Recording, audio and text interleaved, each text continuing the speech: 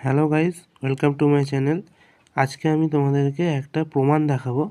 0/0 = 2।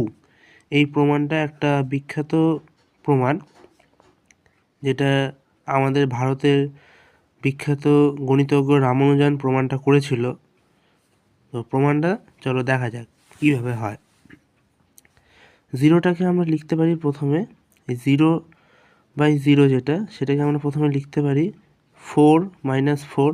এখানেও 4 - 4 হলো।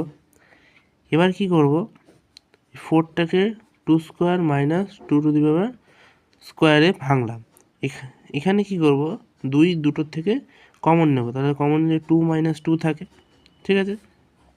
এবার কি করব, এই 2² মানে a² - b² যে ফর্মুলা সেটাতে ভাঙবো, মানে 2 + 2 আর 2 - 2 এটাতে ভাঙিয়ে করলাম।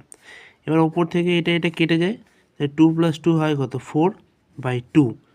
4/2 করলে হয়ে যায় 2। তাহলে আমাদের LHS ছিল 0/0, সেখান থেকে RHS 2, তাহলে প্রুভড হয়ে গেল।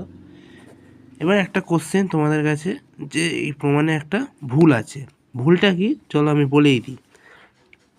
যখন এখানে একটা ভুল হচ্ছে, এই 2 - 2/2 - 2 মানে x - y/x - y, এটাকে এরকমভাবে কাটা যায় না, এটা রং। কেন রং?